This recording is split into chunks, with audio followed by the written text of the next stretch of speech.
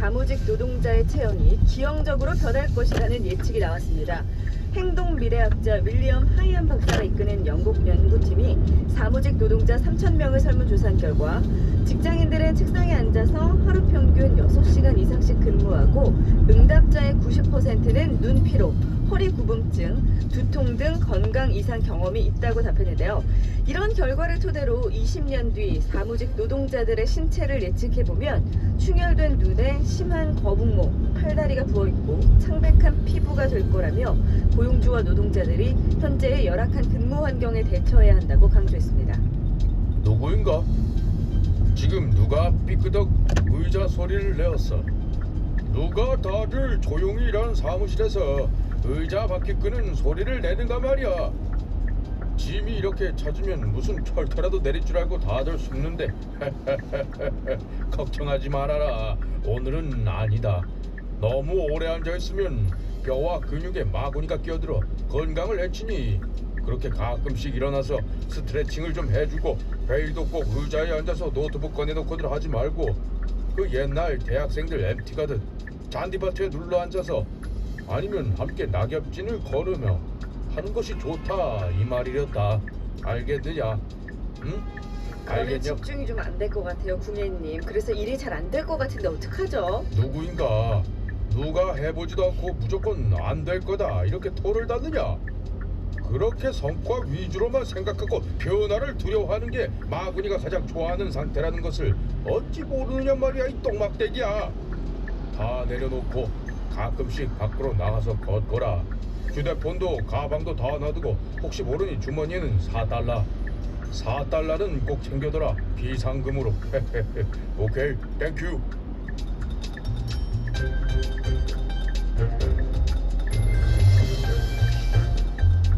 중국에서 67세 할머니가 아이를 출산해 중국 최고령 산모로 기록됐습니다. 중국 산둥성의 67세 여성 텐모 씨는 지난 25일 제왕절개 수술을 통해 2.6kg의 딸을 출산했는데요. 전직 간호사인 텐 씨와 변호사인 남편 황모 씨 사이에는 이미 아들 1명과 딸 1명 그리고 여러 명의 손자 손녀가 있고 가장 큰 손자는 18살로 대학에 다니고 있다고 합니다. 남편 황 씨는 아이를 계획하진 않았으며 하늘이 아이를 보내준 것이라며 110살까지 살아 아이를 키울 것이라고 말했는데요. 세계 최고령 산모는 지난달 아이를 출산한 인도의 74세 여성으로 78세 남편과의 사이에서 체외 수정을 통해 쌍둥이 딸을 낳았습니다. 안녕하세요. 봉호동에서 좀 돌아본 유혜진입니다. 아, 제가 이케아에서만 참 잘 만드는데 아직 못 만든 게 있어요. 뭔지 아실 거예요, 그죠?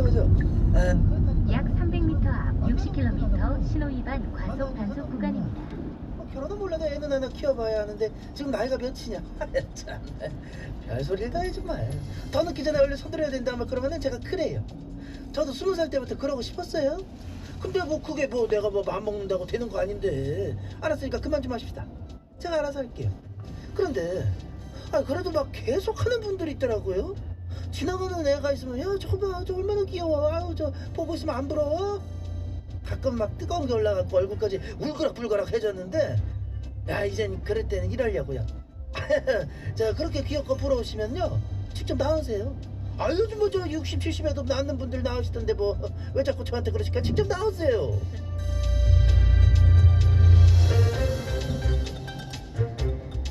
비행기 창문에 젖은 양말을 걸어놓은 진상 승객의 사진이 공유되며 비난의 목소리가 쏟아지고 있습니다. 사진에 포착된 남성 옆 비행기 창문에는 흰색 양말이 끼워져 있고 이번 주 로스앤젤레스로 가면서 빨래를 하는데 모습이라는 설명이 적혀 있는데요. 해당 게시물에는 비행기 밖에 사람 발이 달려있는 줄 알았다. 양말만 신고 화장실에 들어간 모양이다. 무슨 생각을 한 거냐 등의 댓글이 달려 있습니다. 비행기에 빨래를 말리는 진상 행위는 그간 여러 번 포착이 됐었는데요. 비행기 좌석에 수영복을 널어놓은 승객, 에어컨에 속옷을 넣어놓은 그런 승객도 있었다고 합니다. 안녕하십니까. 예, 달리는 거 좋아하는 러너 찰스입니다. 비행기에서 빨래를 하는 것 오늘 양말을 걸고 에어컨에 속옷까지 말린 정말 실망입니다. 아마 그분들께서는 빨았는데 어떠냐, 냄새 안 난다, 맡아봐 그러실 텐데요. 물론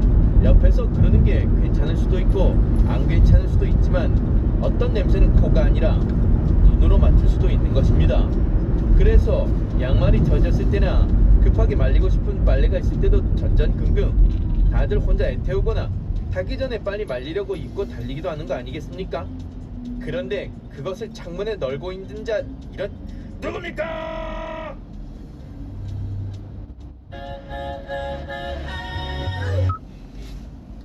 로 지금 현재까지 나와 있고 예. 조범동 씨 위에 예. 누가 있느냐 이게 다양한 뭐 이야기들이 나오지 않습니까? 그렇죠. 검찰은 뭐. 이제 정경심 교수를 보고 있고 뭐또 한때는 또 익성이다. 나오고 네. 있고 예, 예. 있는데 저희가 판단한 바로는 네 골든 브리지 정권 대표를 보고 있습니다.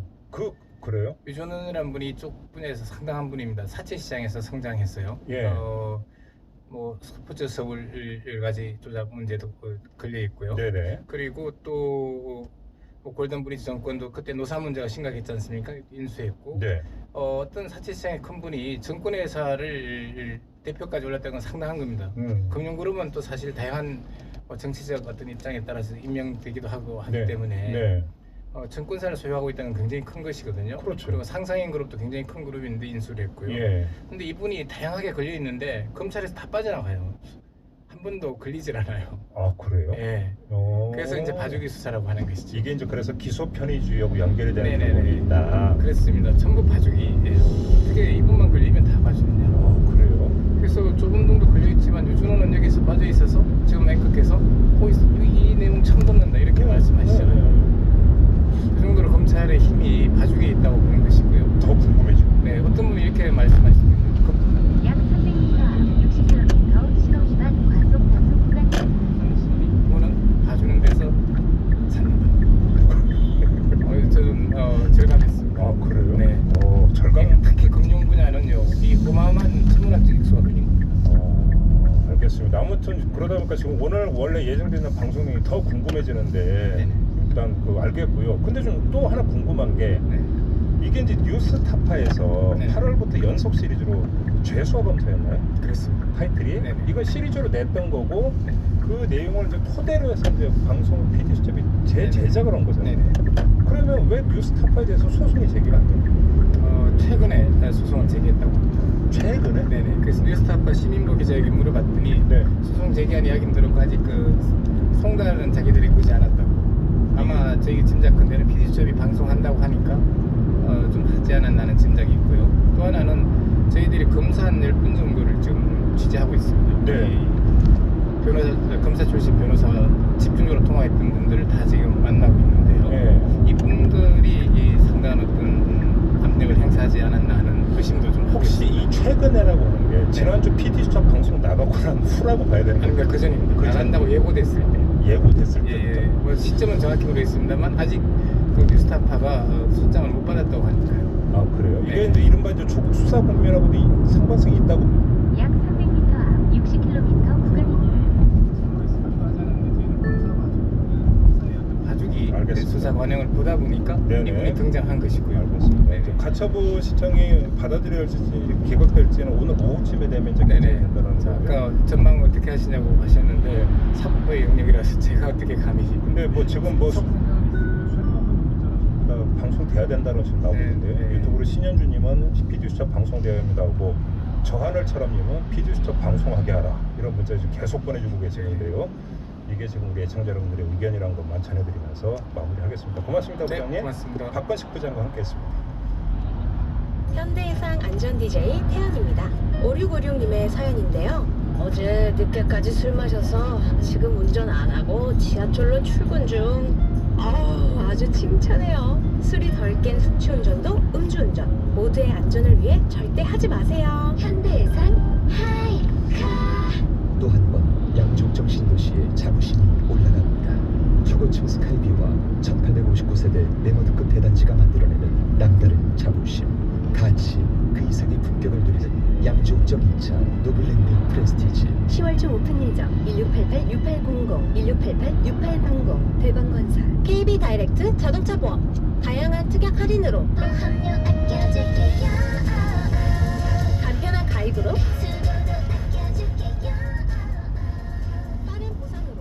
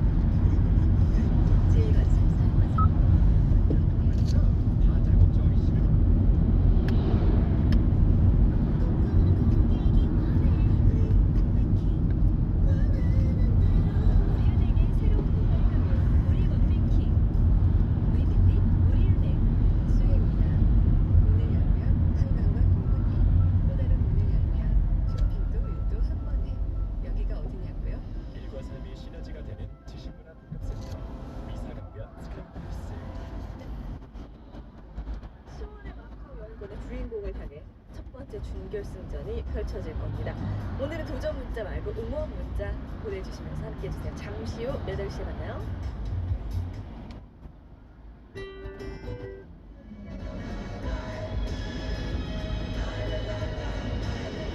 나에게는 폴리텍이 있다. 그래서 나의 취업자 천조 정계천과 종로의 가치가 순간국 들으시죠. 즐거운 병영. 끝까지 완벽한 복합문화 도시, 기분 좋은 도시, 기분 좋은 투자, 종로 한라비발디 종가 문의 1600-1316 주식회사 한라.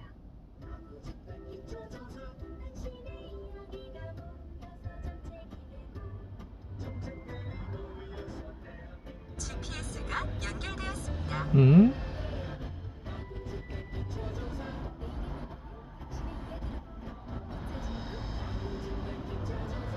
블랙박스 GPS는 2부 이렇게 마무리하고요. 8시 3부에 나오겠습니다. 잠시만요. 15분이 돼야지 연결이 되냐?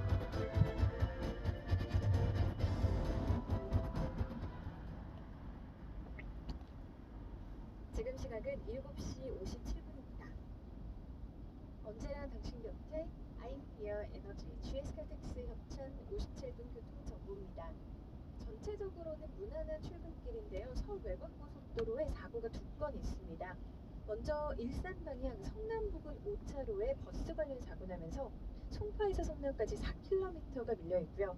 이 전으로는 구리남양주에서 상일 또 서안암에서 송파까지도 속도가 떨어집니다. 반대 구리 쪽은 조남 부근 4차로에 사고 나서 도리부터 조남 구간이 많이 어려워졌고요. 계양과 송내 부근도 양방향으로 속도가 떨어지고 있습니다. 그리고 서울에서는 지금 한남대교 다리 위에 사고가 났습니다. 북단 쪽으로 가는데 가운데 차로 사고 나면서 뒤로 오는 차들 좀 많이 혼잡하니까 참고하셔야겠습니다. 강변북로 구리 쪽 행주대교에서 동작대교까지 50분 정도 걸리고 있습니다. 신재입니다. 언제나 당신 곁에 I'm Your Energy GS칼텍스 협찬 57분 교통정보였습니다. 에너지.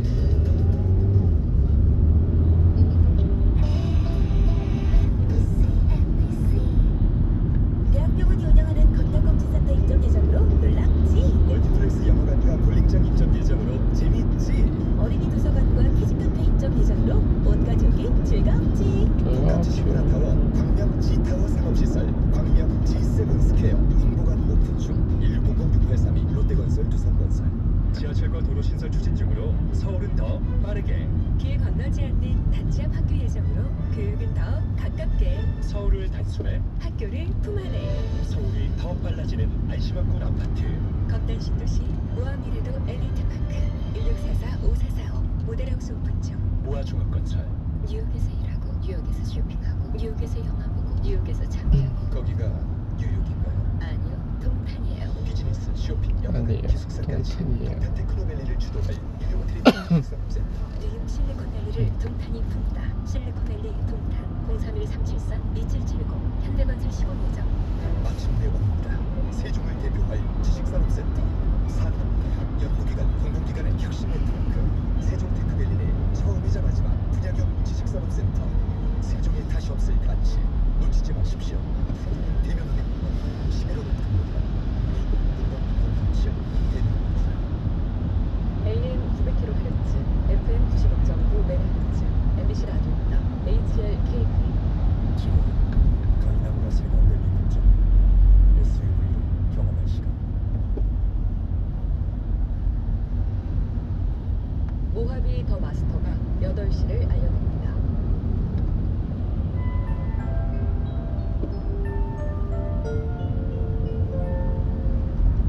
약 300m 앞 50km 구간입니다.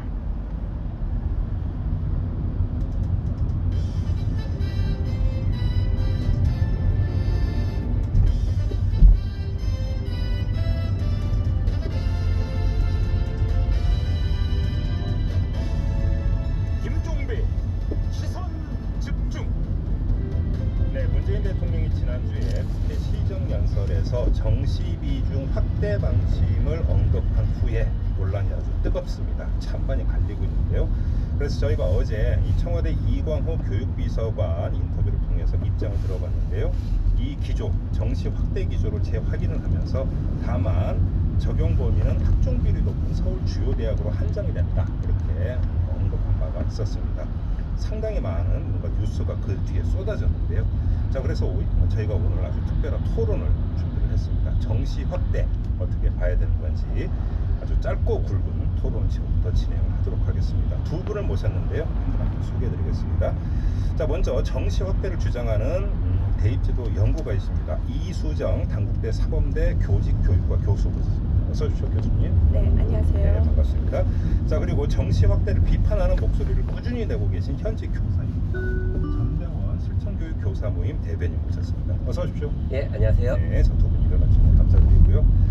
뭐 찬반은 지금 제가 바로 소개를 해드렸기 때문에 찬성이냐 반대냐를 여쭤보는 건 반복인 것 같고, 그 이유를 먼저 여쭤보는 것 같습니다. 이수정 교수님, 왜 정시 확대로 가야 된다고 생각을 하시는지 그 이유를 좀 먼저 짧게 좀 말씀해 주시겠습니다. 예, 먼저 그 정시 확대 자체가 모든 문제를 해결할 수 있는 건 아닙니다만, 지금 현재 국민 대다수가 정시 확대를 요구하고 있고요. 그다음에 그동안의 학종에 대해서 끊임없이 그 공정성 문제가 제기되어 온 데다가 학종 자체로는 공정성 문제를 완벽하게 해결할 수 있는 방안이 좀 부족하다, 이런 차원이고요. 이 문제는 사실 오늘 최근의 일이 아니라 2017년 18년도에서 그 대입제도 공론화를 통해서 정시 확대가 대다수 여론인 것을 확인했고요. 특별히 그 이해관계가 직접적인 학생과 학부모를 중심으로 해서 수능 비중을 더 확대해야 된다는 여론이 굉장히 강했기 때문에 민의를 반드시 수용해야 된다는 점에서 이 시점에서는 그 방향이 맞다, 이렇게 생각합니다. 이 교수님 말씀을 간단히 정리하면 교육용어로서는 절대평가가 아니라 상대평가를 해본 결과 그래도 공정성이 조금 더 있는 게 학종이다, 그냥 정시다, 이 말씀이시죠? 그렇습니다. 네, 이렇게 보시는 거고요. 자, 그 전대원 대변인님은 그 이유를 좀 말씀해 주시죠. 일단 관점이 좀 다른데, 상대평가를 했을 때 공정하다는 거는 학종이 더 공정하다고 봅니다. 다만 이제 공정에 대한 논란, 정의는 좀 너무 길어지니까 이제 넘어가도록 하고요. 지금 현재 시점에서 반대 이유를 딱 한 가지 대자면, 이수정 교수님께서도 공론화위원회 결과를 얘기하셨지만 어쨌든 공론화위원회 결과 해석이 여러 가지가 있는 건 알지만 정부에서 그것의 기준을 30%로 이미 잡아서 작년에 결론을 내렸습니다. 약 1km 앞 80km 구간입니다. 그 기준에 따라서 고등학교 1학년의 교육 방향을 결정해서 현재까지 수업을 해왔고 앞으로 아이들도 그렇게 지도할 예정이라고 하고 있는데 어느 날 갑자기 정치권과 대통령께서 현행 고1부터 뭐 이렇게 바꿀 수도 있다, 급격하게 10% 정도 더 늘릴 수 있다, 이런 그 다양한 이야기들이 갑자기 나오면서 교육 현장은 일거에 혼란에 빠졌습니다. 이는 월드컵이 진행되고 있는데, 올림픽이 갑자기 진행이 되고 있는데 갑자기 룰을 바꾸겠다.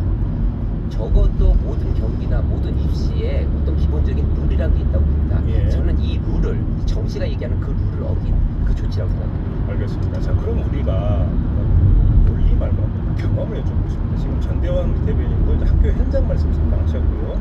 방송 전에 이제 제가 이제 들은 바로는 이수정 교수님도 이제 소속 대학에서 입학 사정관제를 총괄을 하셨던 부분을 이제 제가 얘기를 들었기 때문에, 그러니까 두 분의 또 주장은 경험에서 어떤 나오는 부분도 있는 것 같아요. 그래서 뭐 이수정 교수님께 입학 사정관제를 이제 총괄했던 경험이라든 이런 것들을 또 종합을 해볼 때, 그럼에도 불구하고 정시 확대로 가는 게 맞다라고 하는 경험의 어떤 인도가 있다, 이런 얘기가 되는 거잖아요. 어떤 점에서 그렇습니까?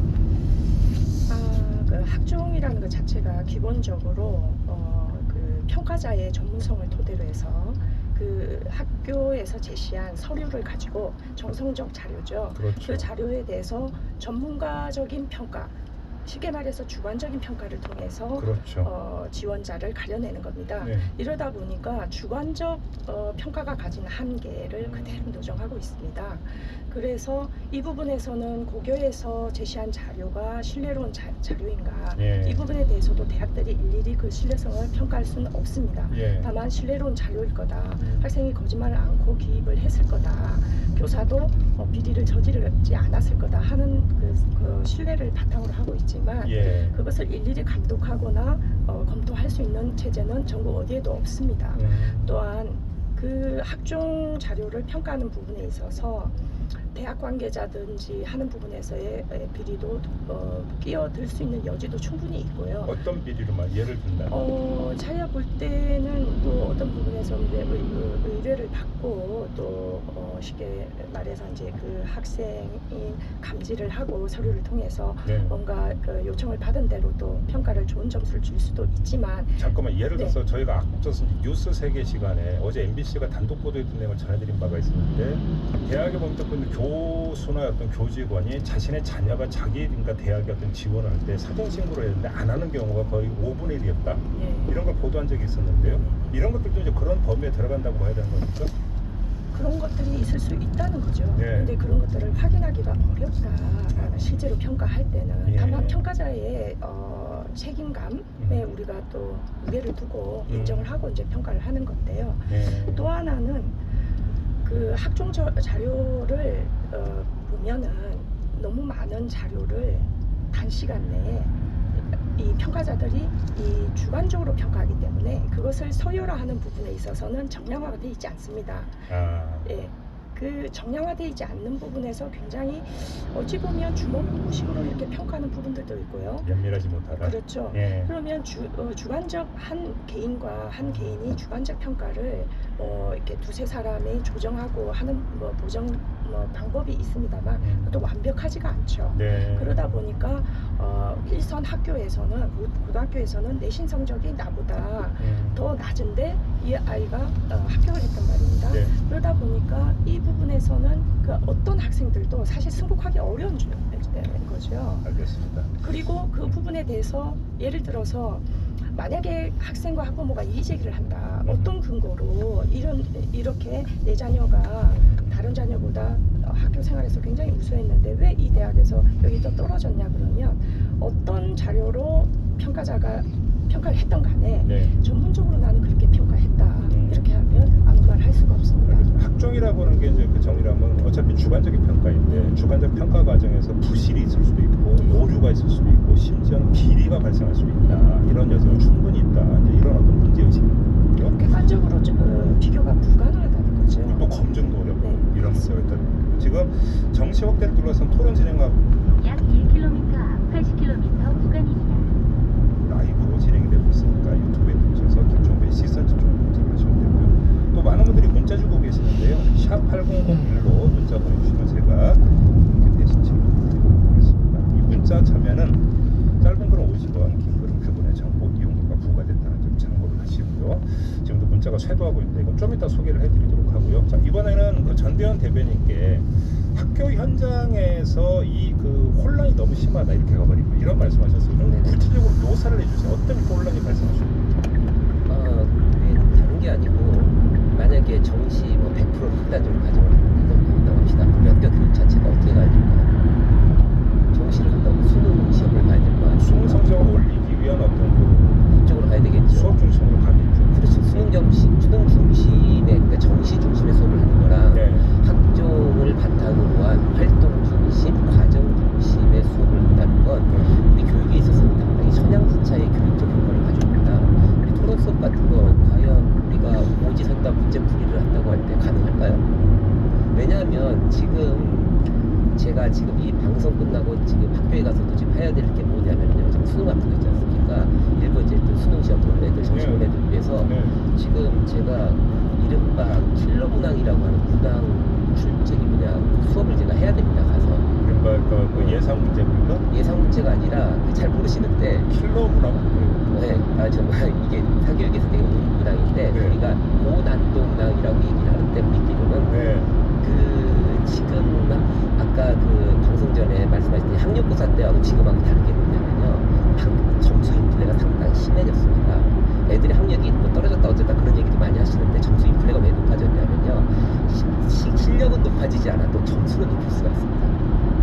아, 찍기를 잘해서? 찍기 실력을 높이는 거죠. 근데 특히 지금 고난도 문제의 정답률이 한 20% 정도에서 좀 왔다 갔다 하고 있어요. 고난도라는 게 이제 점수, 문제별로 배점이 다른데 배점이 높은 걸 말씀하시는 겁니까? 아니요, 배점이 높은데 배점이 높은 건 왜 높은 거냐면 많이 틀려서 높은 건데 학생들이 오지선다인데 20% 정도밖에 못 맞춥니다. 네. 근데 20%가 뭐 이게 못 알아들으시는 분들이 갖고 있는데 이거는 찍는 비율하고 똑같다는 얘기입니다. 알고 맞추는 학생이 거의 없다는 얘기입니다. 이게 지금 문재인 대통령께서 말씀하신 상위권 대학 있잖아요. 네. 그 대학들을 변별하기 위한 문제입니다.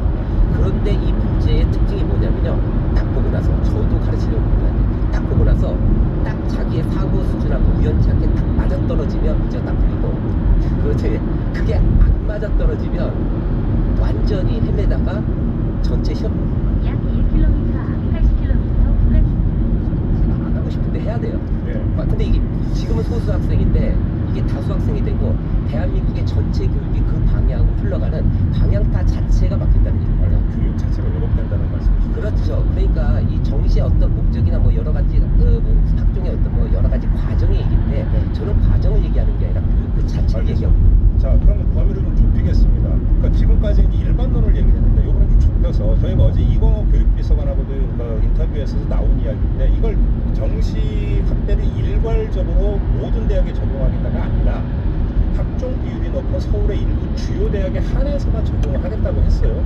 이래도 문제입니까? 전대현 대변인님? 그래서 문제입니다. 그래서 문제입니다. 왜 그러냐면요. 약간은 그 비서관님 의견을 제가 들으면서 약간 눈 가리고 아웅을 하는 느낌인데 어떤 점에서?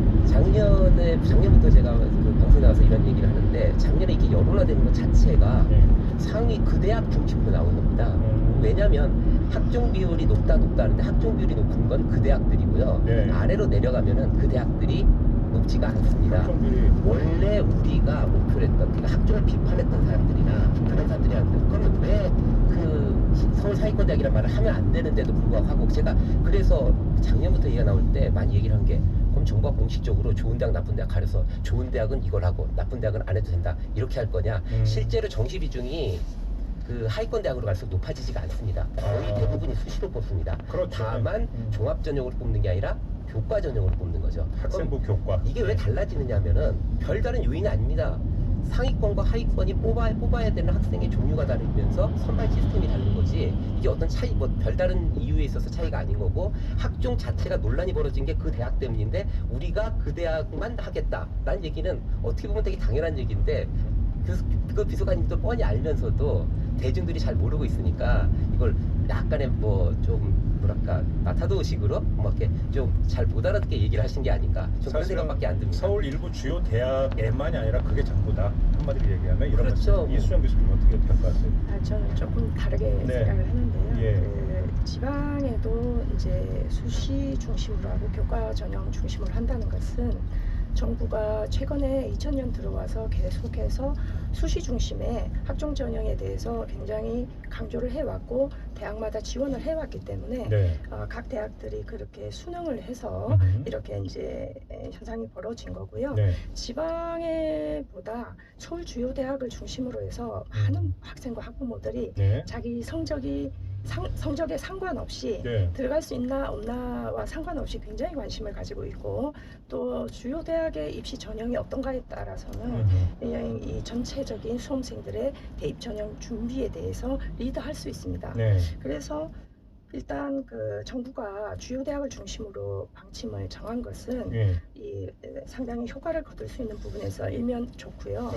그 다음에 또 하나는 그 주요 대학에 조금 높은 성적이 높은 학생들 중심으로 해서는 변별력이 있어야 되기 때문에 관심을 더 많이 가지고 변별력 문제가 사실은 수시 전형이나 이런 학종 전형에서 해결이 잘 안 된다. 그런 점에서 상위권 대학을 중심으로 해서는 정시 확대에 대한 어떤 요구가 굉장히 강하다고 볼 수 있습니다. 그래서 또 이 부분에서 좀 이 전체 대학들이 각각의 조금 특성이 다릅니다. 지방대학과 또 서울에 소재한 대학과 특성이 다르기 때문에 일단 관심이 높은 또는 학종을 너무 많이 비중을 늘려놔가지고 부작용이 많다고 지적을 받고 있는 주요 대학을 중심으로 해서 정시 비중을 좀 늘리고 학종 비율을 너무 늘리지 말라 이렇게 해서 한번 시도를 점진적으로 또 해보고 개선을 해나간다면 결과가 좋다면 지방대학들도 자발적으로 할 수 있다. 저는 이렇게 봅니다. 지금 많은 분들이 지금 문자 주고 계시는데 여기서 꼽아갖고 지금 두 분께 따로 한 질문 좀 드려보겠습니다. 먼저 그 전대현 대변인께 좀 6482님이 보내주신 문자를 질문으로 드리겠습니다. 그대로 읽어드리면 교사의 권한이 강화되는 방식이 학종이기 때문에 학종 전체를 주장하시는 것은 아니신가요? 라는 질문을 주셨습니다. 실제로 네. 교사 입장에서 얘기를 하자면은 예. 학종 확대가 그닥 그렇게 달가운 건 아닙니다. 그래요? 왜냐하면 그러니까 교사 그냥 순수한 그 뭐 다 교육자 입장 떠나면은 네. 업무량이 한 10배쯤 폭증하였습니다. 아, 그리고 예. 업무량이 폭증하였고 교사의 권한이 강화된다고 하는데 그 전혀 권한 강화를 느끼지 못하고 업무량 과다를 느끼고 있습니다. 그리고 현재 학종이 객관적으로 정확한 사실을 쓰지 않으면 무슨 문제가 생기냐면 이게 혼자 하는 게임이 아닙니다. 누가 있냐면 입학사정관 여기 앞에도 계시지만은 상대방이 이걸 보고 해야 됩니다. 그렇죠. 그러면 제가 쓴 게 객관적이고 타당하다는 끊임없는 평가를 매년 받습니다. 이것이 결과로 이렇게 나오는데 만약 이것이 교사가 만약에 특정 아이가 이뻐서 뭐 이렇게 뭐 어떤 자기 권한을 행사한다. 과연 이것이 상호작용의 결과에서 대학에서 그 검증하는 과정에서 과연 이것이 될 것인지 저는 불가능하다고 보고요. 관련해서 말씀드리고 싶다면은 이 학종 비중 자체를 늘린 게 고등학교가 아니에요. 교사들이 그런 권한이 없어요. 학종을 처음 도입한 건 교육부고 그걸 늘려온 건 방금 말씀하신 서울의 상위권 대학들이에요. 교사는 이에 대한 권한이 없었고 그냥 늘려와서 늘린 거에 대해서 저희들은 적응한 것뿐입니다. 알겠습니다. 자, 이번에는 이수영 교수님께 2277님이 보내주신 문자인데요. 정시 확대를 반대하지는 않습니다만 정시 비중을 늘리면 그에 대한 사교육이 또 늘어나거나 다른 문제점이 생기지 않나요? 뭐 이 지적 많이 나오지 않았습니까? 네네. 어떻게 답변해 주시겠습니까? 예, 제가 오랫동안 주로 사교육의 원인에 대해서 연구를 해왔습니다. 연구 결과에 의하면 사교육의 원인은 어떤 학교 교육이 문제가 있어서 학원으로 간다 이것도 아니고요. 대입 전형이 어떤 전형이었냐에 따라서도 사교육이 좌우되는 건 아닙니다. 가장 핵심적인 것은 우리나라의 경우에는 교육열입니다. 주로 명문대 중심으로 모두가 다 1위권 대학에 가고 싶다라는 교육열이기 때문에 어떤 시기에 어떤 전형이 주요 전형이었는가에 따라서 그 전형에 대한 사교육이 계속 일어나고 있는 거죠. 그래서 사실 그동안 2000년대 들어와서 학종 중심 또는 수시 비중을 굉장히 강화해 왔습니다. 90년대 후반부터. 그런데 사교육비가 어떤가 하면 사교육비는 계속해서 증가를 해왔고 지금도 만약에 논술 사교육비가 약간 더 도입을 됐던 2008학년도 대입제도가 적용되었던 그 2007학년도에 보면 2007년도에 논술 사교육비와 합쳐져가지고 그 이전보다 월등히 또 확대된 그런 결과가 있었거든요. 그래서 우리나라에는 지금 현재로서는 어떤 전형을 갖다 대도 그 전형에 대한 사교육비는 어쩔 수 없다. 이거는 인정.